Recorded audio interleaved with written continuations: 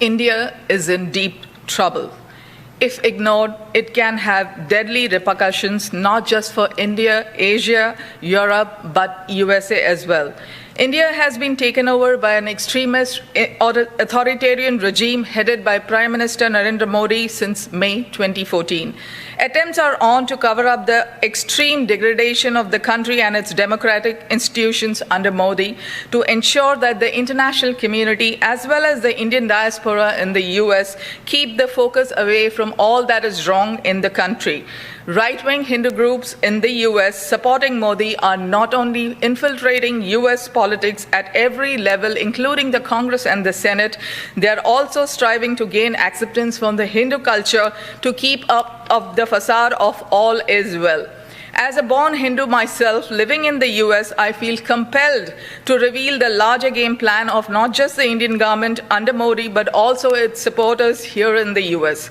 Prime Minister Modi is a product of the RSS, a right-wing paramilitary group inspired by the Nazis. The international wing of the RSS, the HSS, and its allies, including the World Hindu Council of America, Hindu American Foundation, Hindu Students' Council, operating in several US universities supposedly to celebrate Hindu culture, are doing exactly the opposite.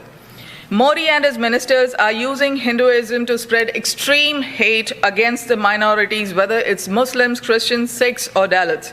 The hate is being perpetrated to enable his government to get away with mass-scale corruption and looting.